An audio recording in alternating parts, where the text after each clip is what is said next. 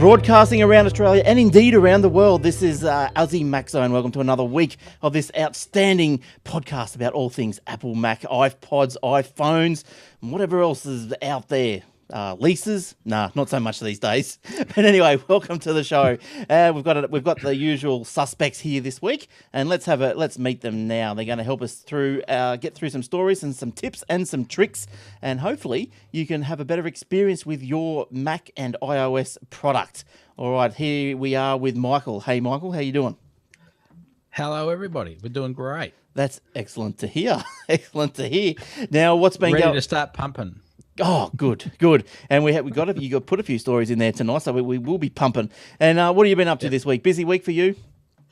No, it's been quiet, but it's good because I've still only got one arm. So. Oh, that's right. So you still dislocate my shoulder. Yeah. Yeah. So how's that going? Getting better? Slowly. Yeah. Right. Yeah, 6 weeks of tying it to my body. That's be fine. Oh wow! Just for dislocation, it's hard to believe because they pop them straight back in, don't they?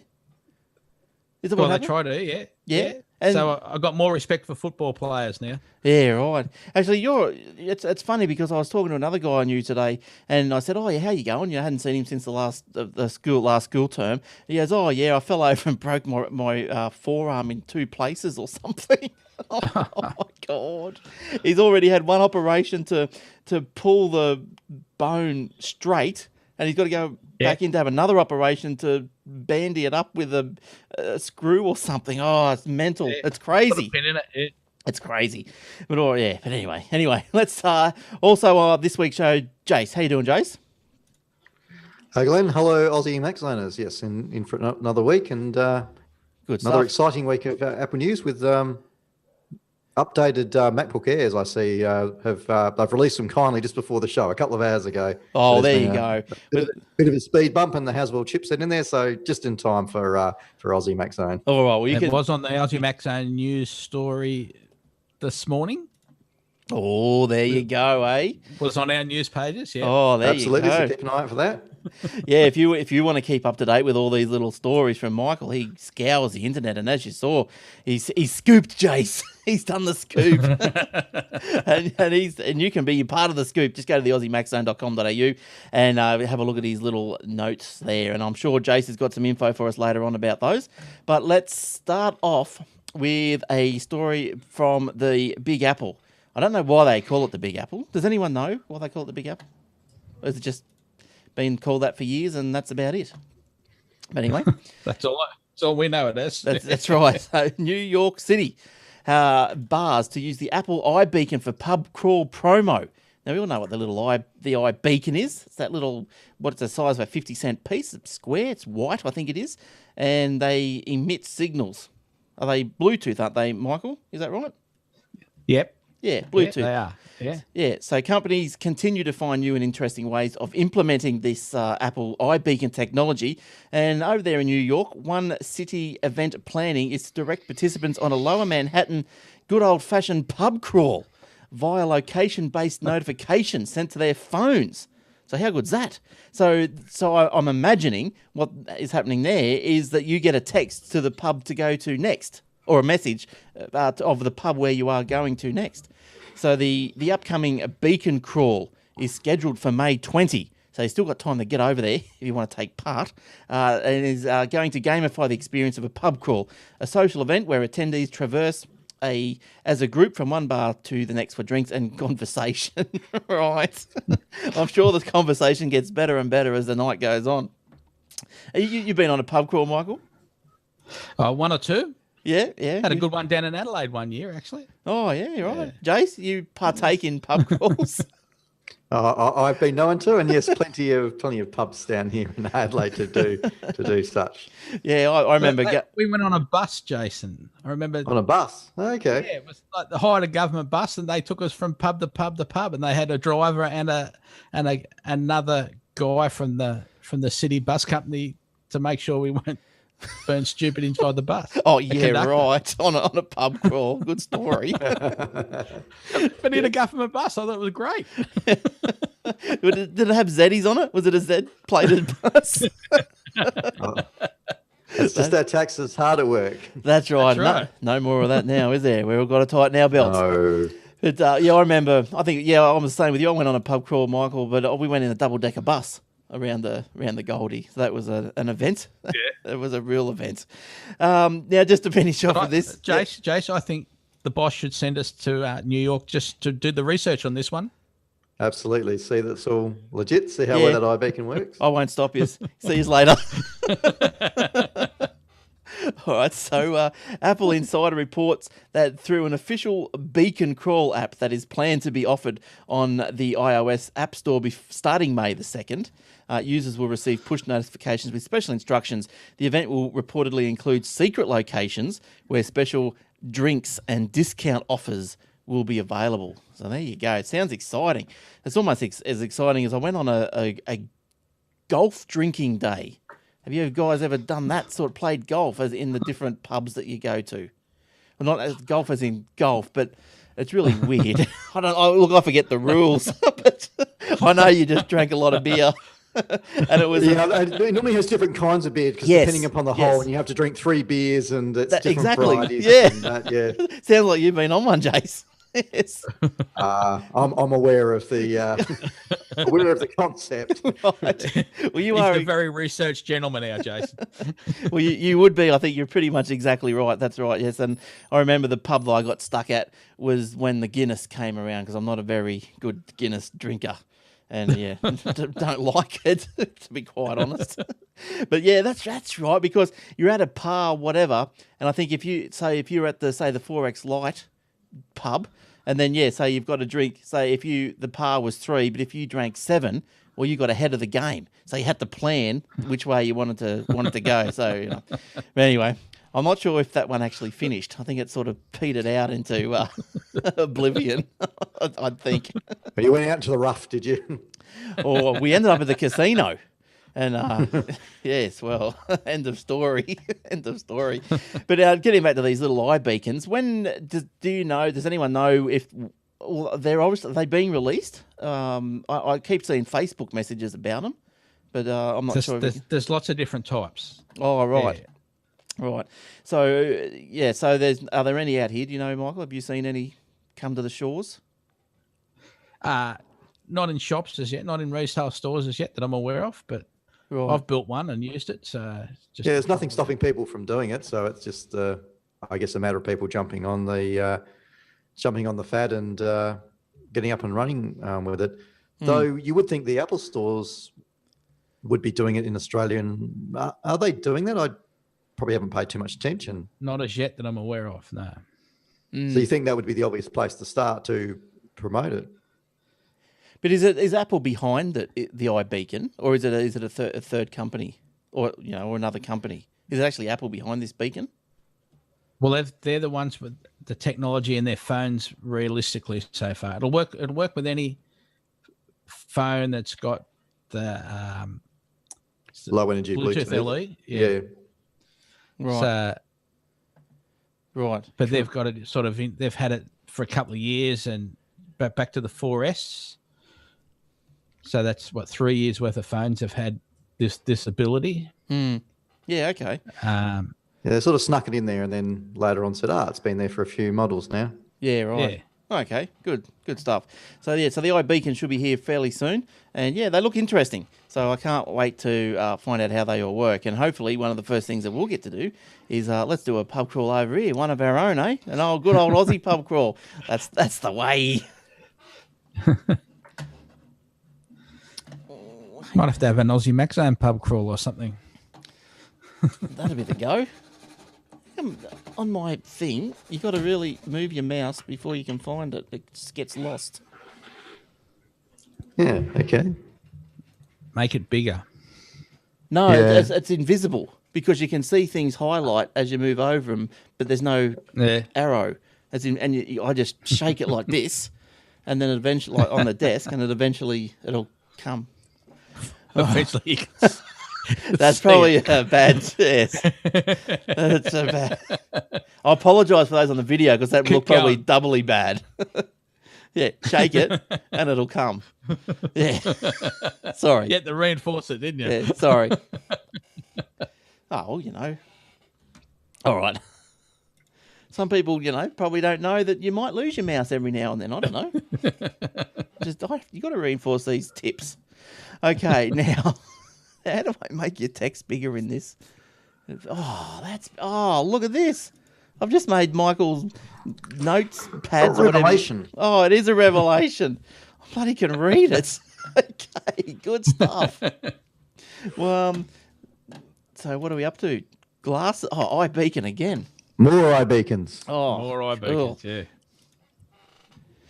Right, you thought we were finished with iBeacon, didn't you?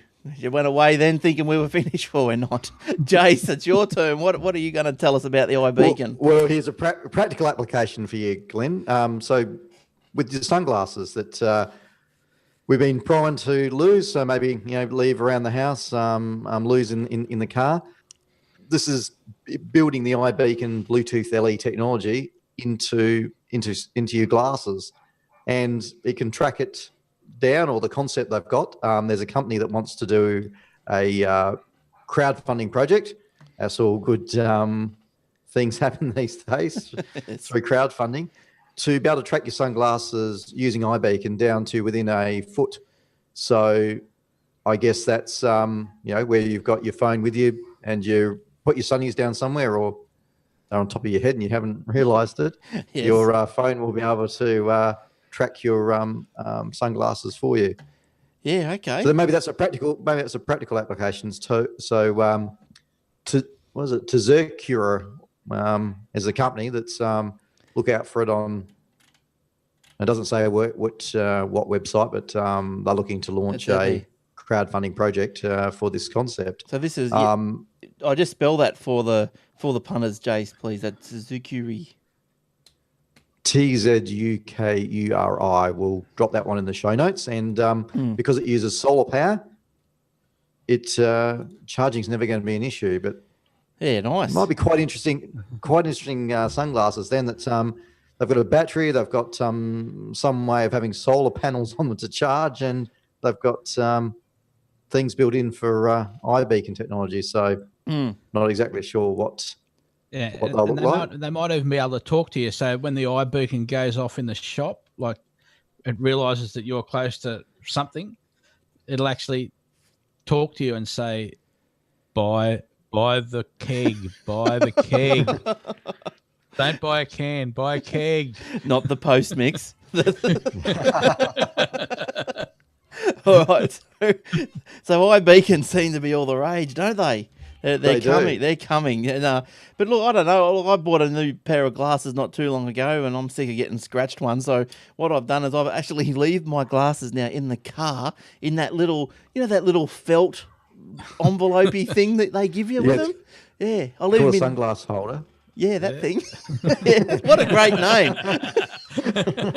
What a great name. You should patent that. I reckon you'd go places with that, Jason. Absolutely. Yeah, I just buy the $10 plastic pair now, so if I lose it, it's no big deal. But I never lose the cheap ones. It's the expensive ones that I lose. Yeah, I took me scratch ones to the beach, and I thought, bugger it, I'll just go in with them on, because I was watching the kids, and I thought I was halfway in, and I thought I'll just go for a quick swim and stuff. And so they stayed on for a little while, and I think I got smashed, I got dumped, and then that was the end of them. I couldn't find them. But I went, they're scratched anyway. But so iBeacon, so that's all good. That's good. Thanks for that. But being Japanese, you can imagine how big the solar panel could be. Like you see those funny things that the Japanese make, and it could be a massive solar panel, not just a really little one around the rim or something. Yeah. They'll say, it keeps the rain off as well. Well, maybe they have a wind pad one, have a little propeller on top to charge them. Well, you never know. 2 models. Yeah, look, the Japs come up with some great little inventions, don't they? Some real far out, some crazy stuff. But anyway, now let's move on to Michael. You've got a new product that is just released or being released as we speak. What can you tell us about that? It's again, it's through TNS distribution. They've obviously woken up to the fact that they're getting good promotional through our podcasts. So this week, the Native Union jump cable for mobile phones is being released, and it syncs your Lightning connector iDevice It charges itself when it's connected to your Mac, and it gives you 3.5 hours extra talk or web surfing time, and it fits in your pocket. So Nice. it's about the size of your headphone plastic box when you buy the headphones from Apple. It's about that size, and it's got 2 rechargeable batteries inside it, so you can use it directly for syncing. You can plug it in and charge it whenever it's plugged into the Mac. It's charging the battery. It's got a smart charger in it. It's a proper made for iDevice, Apple approved Lightning cable, obviously, and So, yeah. it's all there for you. It's got lights to tell you how much battery charge you've got. So there's a battery in the cable. Is that what you're saying? In the box, because it doesn't actually get rid of the box. You don't just unwind the cable and put the box to the side. The box itself is in the middle of the cable, and you plug one end into your phone or your iPad, and the other end into your Mac. Right. Charge it up, and while it's connected to the Mac, it's charging the battery as well. So it charges your phone and the battery, and then you unplug it from the Mac and use it directly attached to your phone. So yeah, because that's pretty good. But you got to be careful with some of these, say, so-called lightning cables that you do see in, like, your super cheaps or wherever you go, Crazy Clarks or whatever, because some of them Corner shop, yeah, because they don't sync, do they? They'll charge your device, but they won't. No, they're charging only. Yeah, and you can't do, like, if you want to plug your phone into your cross trainer or something via a cable, or it doesn't do the music pass through. You got to have proper iDevice approved, Apple approved thing. Yeah. So and what you also got to watch for is the thickness of that Lightning connector, because I've actually had one where that connector's been too thick, and then it'll only work one, because Lightning's designed to work both ways, so you don't have to think about which way you're plugging it in. But I've had one where it's been too thick, and I noticed, when I first plugged it in, I went, geez, that was a bit tough. Yeah, and then from then on, I had to only have it one way to charge, because the other way it wouldn't work properly. So yeah, okay. That cable got the bullet early, so just be aware of that for people too. So why do they make cables? Like, why do the Crazy Clarks make or import the cables that are charge only? Like, is it some sort of technology that they haven't got access to, or is it a patent thing? Well, they don't pay for the Lightning chip inside the Lightning connector. Right. That's basically what gives you your made for Mac and your sync capabilities properly, legally. Oh, I see.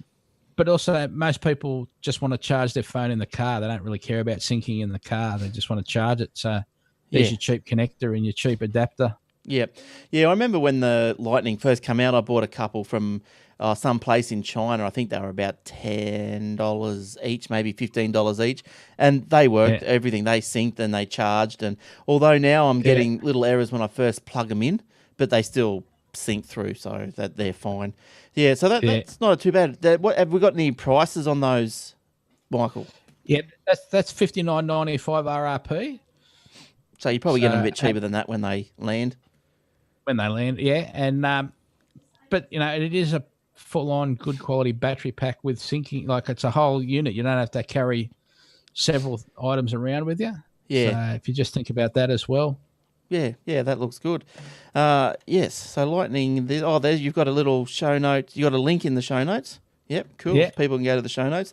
If you want to go to the show notes, you just go to the AussieMacZone.com.au webpage, go up the top there, and you just use the drop-down menu to be show notes, and then go to Aussie Mac Zone, and they'll all be there waiting for you.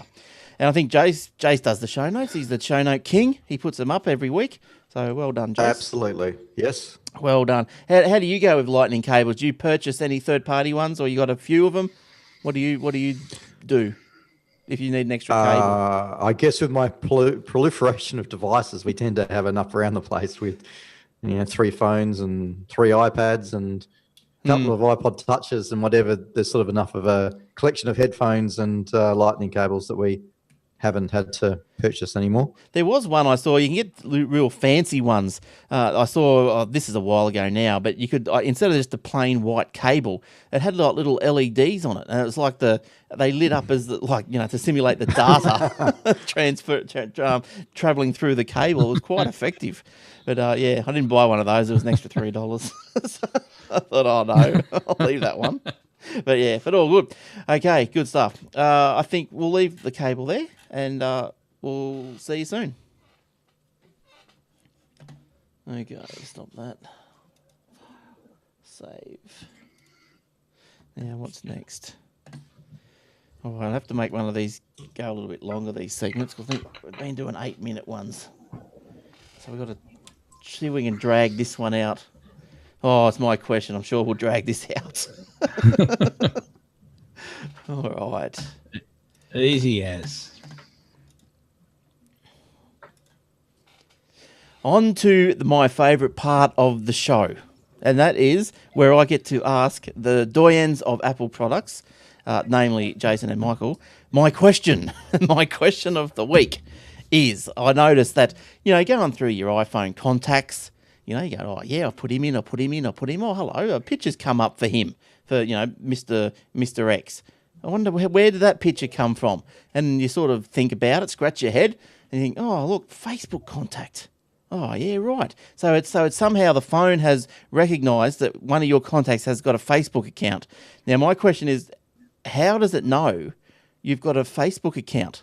And is it right that it should pull in pictures from your your title picture, your main picture, into your phone to act as your contact picture? Okay, does that make sense? Because I've had people in my phone that, not real friends or anything like that, just people like, say, business acquaintances, and all of a sudden I've got a picture of them with their kids in my little phone. I'm thinking, oh, okay, righto, is that appropriate or what? But do you know what I'm talking about? Anyone? Michael, do you know what I'm talking about? I don't use Facebook that much, but yeah, I do know what you're talking about. And I believe if you went into general and settings, yes, and go down to the Facebook, you'll find Facebook after things like iTunes and music and videos, the Apple part.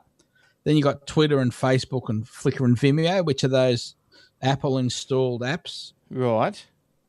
You click on that, there's a part there where you can turn off that it talks to your contacts. Oh, okay. Oh, yeah, allow these So maybe apps. that will fix your problem. Yeah, allow. Okay, so you've signed in with your Facebook into your phone. So I've done that. Yeah. I can see that. And then it says down, underneath it's got allow these apps to use your account. Yeah. Right. So so the contact app is using my Facebook account.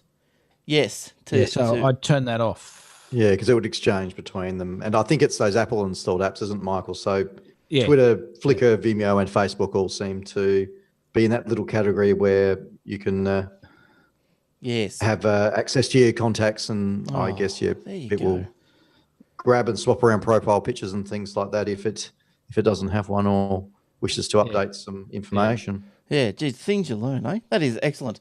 Now I'll bring you up to date with my attempting to refresh my Apple Mac Mini through the week after Michael's great tutorial last week.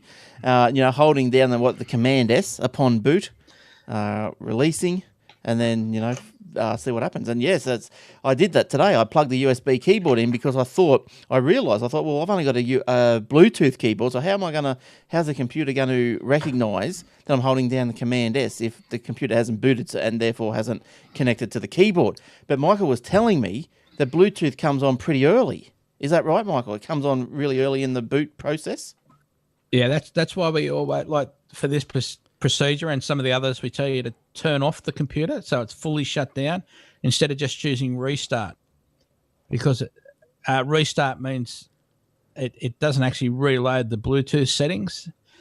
But if you turn the machine off, turn it back on and hold down the Command S, as soon as it starts reading the Bluetooth keyboard information, it knows you've got Command S down. Yeah, okay.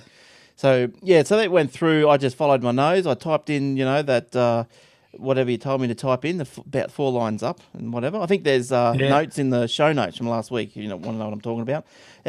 So it worked. I'm pretty sure it worked. It went away for probably 10 minutes or maybe 5 to 10 minutes and came back and said everything was fine. Would it say that it found any errors? Because it didn't say it found any. It just said, hard drive okay. Good story. Yeah, no, as it goes down the list, if it finds an error, it attempts to repair the error. So it might have a file that thinks is in one place and it finds out that it's really in another place. So it'll fix that and then start again. Right. Find another error, fix it, start again. Find another error, fix it, start again, and then at the end it'll say again that this Macintosh HD appears to be okay. File system was modified. It actually tells you that it actually did something. Yeah. Well, yeah. So I think mine was fine because it didn't say anything like that. It said the checking the. It said I took a photo of it there. You can. Oh, look! You can almost read that. Yeah. So I took a photo of it. Beautiful. So checking extents overflow, checking catalog file, checking multi-linked files, checking catalog hierarchy, extended attributes, volume bitmap, volume information, then the volume Macintosh HD appears to be okay. So it doesn't look like it's actually fixed anything. Or not that I mean that it hasn't fixed anything. It hasn't found anything to fix that was worth fixing. So that's a good story. And but you told me also there's another procedure I should do once the computer reboots through the Finder. Yeah, once we've rebooted, then we go into the Finder, we go up to the Go menu at the top and choose Utilities, open Disk Utility, and then click on the name of your hard drive, which is generally Macintosh HD. And then on the left-hand side of the right-hand screen, there's a button that says Repair Disk Permissions. I would run that. And when that's finished, again, I would restart the computer, and that should make a big difference to the way the whole machine's going. Right. And especially for those little where you get the spinning wheel when you click on a file. Yep. Things like that. Yeah, that's the sort of thing that it fixes. Yeah. Yeah. All right. I'll have to do part 2 of that, and I'll do that. But yes, I only. Oh, well, there we go. Oh, it's time. He waits for no man, does he? Well, we better get into it. It's a sign from above. It is a sign from above. All right. Well, I'll let you know how I go with that one. All right, Michael, you have got this week's Dole Tip of the Week. What have you been digging your fingernails into? Yeah, so to get the YouTube audio to play in the background, so people like, they'll be at work or wherever, start some music playing because there's heaps and heaps of music on YouTube these days legally, and then they put they'll close the phone and it'll stop playing. So this little trick, you use the Safari version of YouTube, not the YouTube app itself. So you open YouTube in Safari. Mm-hmm. You find the music video by doing the search icon in the top, enter the name of the track or the artist that you want to listen to. Start playing the music. So start playing the video, sorry. Yes. The video. Then press the home button. The video stop playing. You open Control Center by sliding up from the bottom. Just if you're used to doing that, just to put your finger above the home button and slide it up. And then in Control Center, you can press play.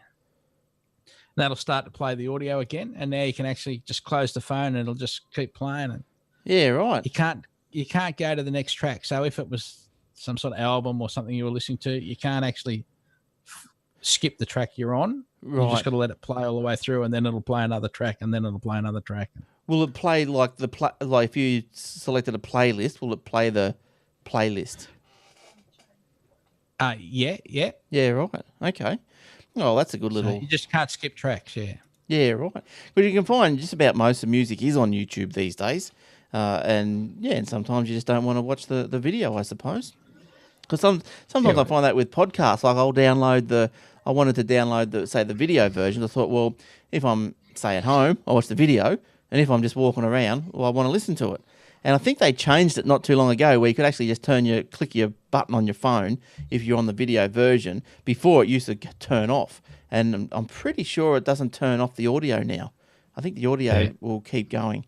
But in any case, you just, let it go to the lock screen and stick it in your pocket and away you go anyway. Away you go, yep. Yeah. So, you a big YouTube listener, viewer, Mike? No, but it is a great way to waste an hour or so once Yeah, that's a People- problem. that's You go my on there problem. to look at something and then start searching other things, and sometimes it's, I don't know, you get sidetracked, and it's like, I'll start looking at commercials in Australia from the 1980s, and I remember that Pizza Hut commercial and whatever, and then an hour later, it's Yeah. just wasted all this time. I know Mark, one of the guys on the Aussie Tech Heads podcast a while back, he put up on YouTube, I don't know how he received them or whatever, or where he got them from. Maybe he just forwarded them up there or, reshared. But it was all the old Tui's commercials, like I feel like a Tui's and the tune and the different episodes of that commercial. I'm sure you know which ones I mean. I'm talking about beer again, Michael. What's going on? it just doesn't stop, does it? I might have to go and have one. But those Tui's commercials, they were really good. They're probably from the late 70s, something like that, early 80s. 70s, 80s, feel like a 2 or two. That's the one, yeah. Went through the cricket. I think probably did just different sports. Rugby league was probably a main one, cricket.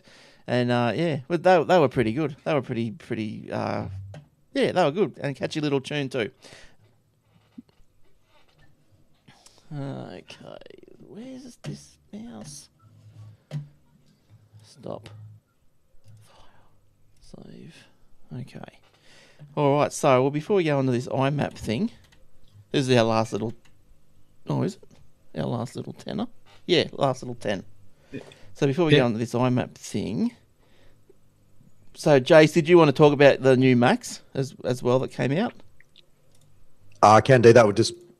We can lead off with that. That's only just going to be a couple of minutes because there's nothing really to say. We didn't get the $100 price drop, and they've just done a little bit of a speed bump in the processors and put the Haswell chipset in there. All right, cool. All so right. no 12-inch MacBook Air yet. Okay. No. All right, let's do it like this. Let's go there.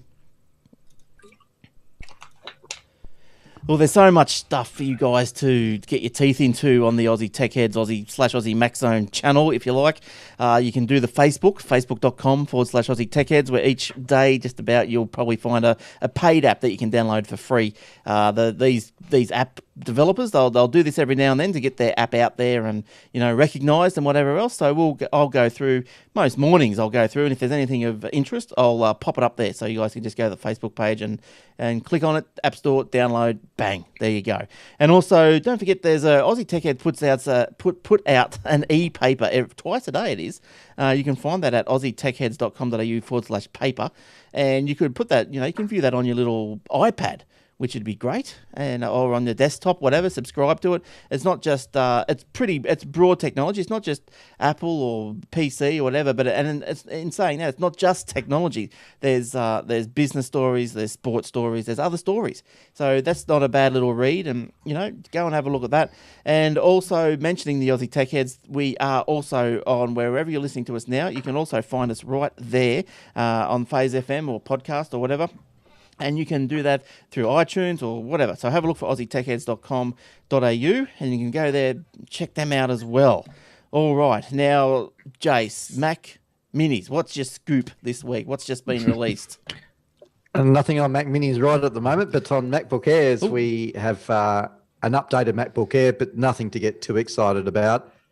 Just a bit of a speed bump. So they've popped the Haswell chipset in there and a little bit faster processors. The US did get a $100 price drop across the range. No such news for Australia. So I guess Apple tend to do their repricing in accordance when there's a new model. And I guess the dollar's been heading the wrong way lately. So no price drop for us. Oh. And still no 12-inch MacBook Air with Retina. That's what I'm waiting for. Right, right. So how many Apple stores in Adelaide? There are a few? One. Just the one? Oh, jeez. Oh, that's no good. Well, there's only one round here too. How many in Sydney, Michael? Too many, you might say. One, too many for me. Yeah. Yes. 1, 2. Just got to go through them. 1, 2, 3, 4, 5, 6. Oh, jeez. 6 or 7. Wow. So they must be doing 8, all right. 8. Wow. There's another one there. Yeah, 8. Geez, they must have some turnover, eh? They must just pump it out. Yes. Yeah. Do you think they're pumping it That's out? a lot or- of staff. That is, yeah. So you reckon they're making money? They'd pull it if they weren't making money, I guess, wouldn't they? Well, you'd think so. Yeah, yeah. But they're only making $50. They're only $50 margin on those iPads. Yeah, right. That's the store margin, is it? Yeah, that's what Apple Ireland for them. They're only $50 markup apparently. Yeah, okay. It's like I remember, the big furniture chains or the big, I don't know, Harvey Normans of the world, for want of a better term. But yeah, they go, we're selling this at cost plus $1. But apparently when you get right down into it, say Harvey sells it to the stores, and that's the cost that they use. So he's still making his money, but the cost is what the actual store buys, because the stores are franchises. So they're buying it for whatever. So, yeah, I don't know. Then they turn a profit, but anyway, who cares? All right. Now, I'm not sure if we did the IMAP. I can't remember. I don't think we got around to it. All right. Well, we've been so busy the last couple of weeks. It's been sitting there in expectation. All right. Well, let's do the IMAP story or the IMAP tip now. And if we've done it before, this is just a reinforcement. Okay. So listen up. So some people that are using the IMAP service for their email, when they're trying to trash an email, after a short delay, they get a can't move email to trash pops up on your screen. And it's very frustrating. People have started to just move the email, trying to work out where to put it and how to get rid of it. So they click move instead of delete. So the answer is pretty simple. So you press the home button on your iPhone and choose settings. You scroll down and click mail, contacts, and calendars from the list. And click on your email account, and it should have an arrow to the right of the email address displayed. And that's the part that you click on to take you to your account information. You scroll to the end of that on the settings and click advanced. And then you just scroll down a bit further and tap the empty IMAP path prefix, IMAP path prefix. And in there, you enter inbox in capitals. Wow. And then click accounts at the top left and click done. And at the top right, you click done at the top right twice and then close the settings. You press the home button and reopen mail, and you now be able to just delete or move your emails, no problem, without any error message appearing. Yeah, okay. So what's happening there? The email via IMAP is getting stuck. Yeah, it's because this IMAP setting in the inbox, when you put inbox, because it doesn't actually know it doesn't realize that it's actually in the inbox and that you're trying to just delete it out of the inbox, the way that IMAP works, so that you can get it on several devices at the same time. But if you want to trash it, it'll trash it from everywhere as well. So if I trash one on my phone, it'll trash it on my Mac and on my iPad, so I don't have to look at it again when I get home, for example. Now, I suppose for people that are not aware, and look, we'll make you aware that there's two, what they call protocols or whatever. There's the POP3 and IMAP. So when you set your email client up, you can either set it up as a POP3 or an IMAP, as Michael's just gone through. Now, the POP3, pretty much the emails will download from your ISP to your machine or device and then delete from your ISP server. Simply, that's how it works.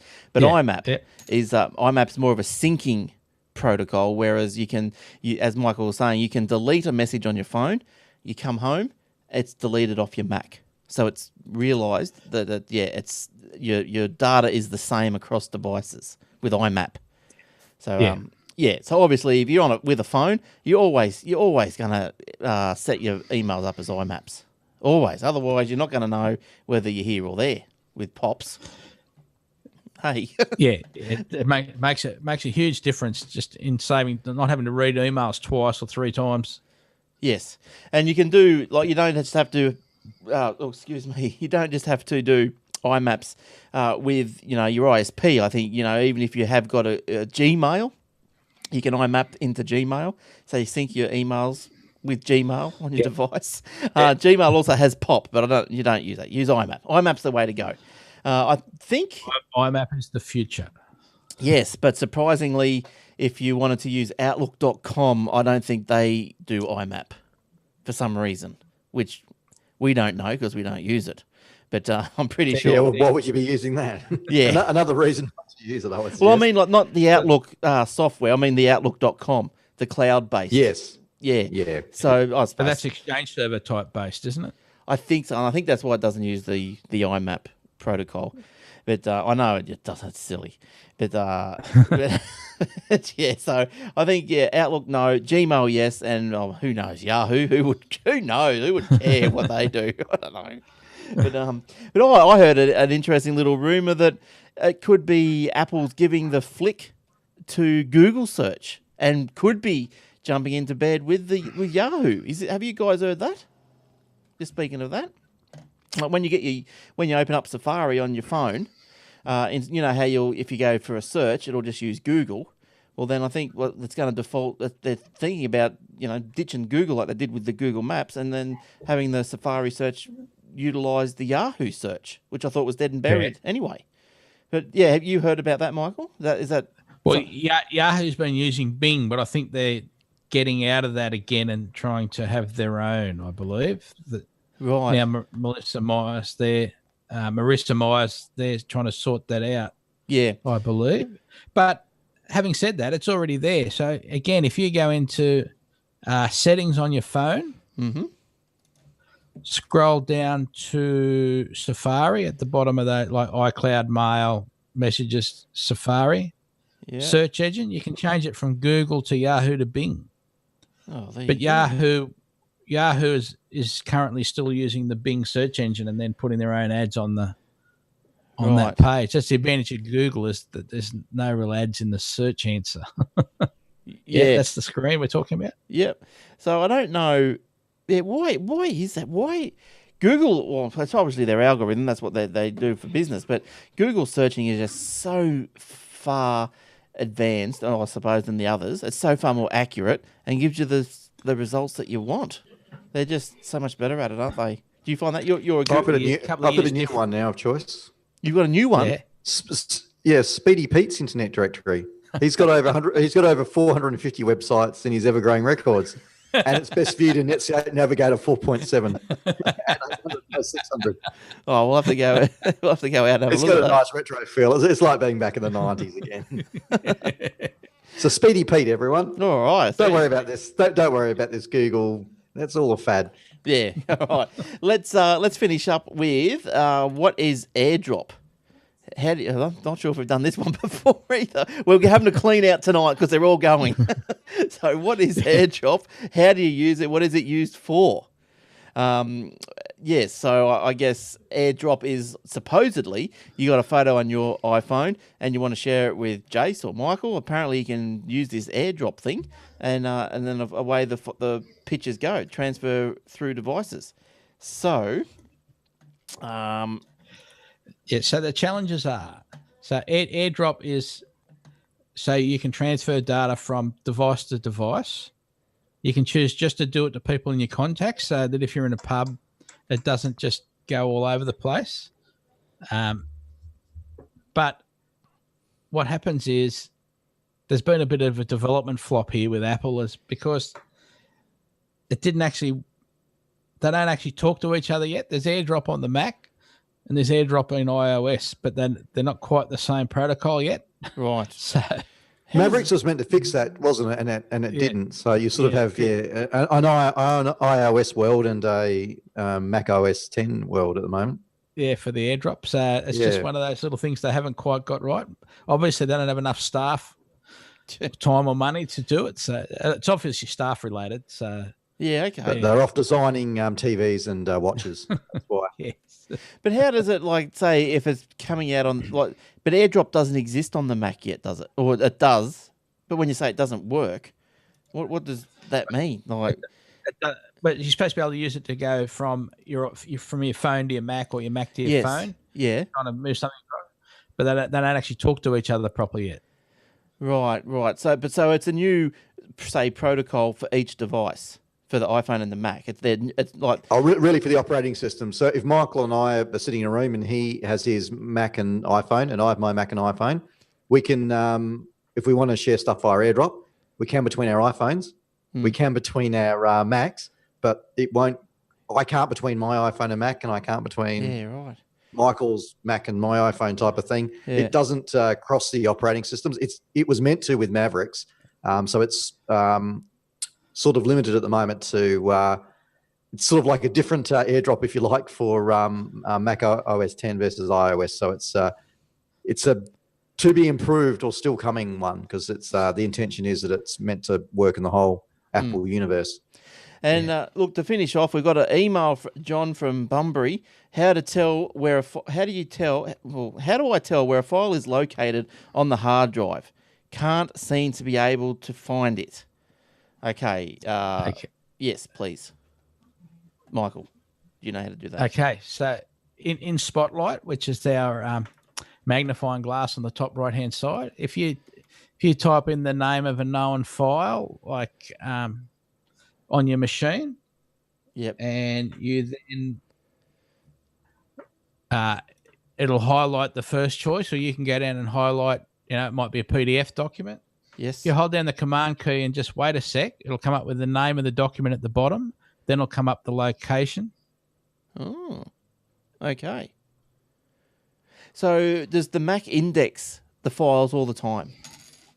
Yes. Yeah, right. Everything. And it's not just the files. What you'll find there is browser history, stuff out of email. So it will actually where it comes back to the search results, you end up with categories on your left-hand side. So it might be things like applications, documents, mail, etc., and then the file names or the content that it's found sort of on the right-hand side of the search term. And the more you type in, the more it qualifies. So as you start to type in a full word, it will narrow it down to what's relevant around that. So whether it be an application, something in an email or whatever. So it's quite good. All right. Excellent. So, Jonos, I hope you're happy with that. And I'm going to go and try that one as well, because I'm always looking for files. Cool. Yeah, all right. The thing is, you just got to wait a sec. Just give it a sec while it works out where it is. That's all. Just be patient. Right. Okay. Yeah. But so when you say patient, not like 5 minutes, but like maybe 10, 15 seconds. Literally a second. Right. Yeah. Okay. So be patient, John. Yeah, and it will happen for you. Okay. All right. I think that will bring us to the end of the show. So thanks for joining us. We'll be back next week for another edition of the Aussie Mac Zone. Write in. Tell us what you think. Ask us a question. You can write to any of us at Glenn, Jason, or Michael at aussiemaczone.com.au. We can follow us, the show, so to speak, on Twitter, and that's at Aussie Tech Heads. You can go to... what else? That's about it, isn't it, really? Facebook, don't forget the Facebook and the webpage. So, Michael, thanks for coming in. Thanks for all your wisdom once again. Thank you. Look forward to it another week. All right, good stuff. And thanks, Jace. Thanks for all your information and wisdom also.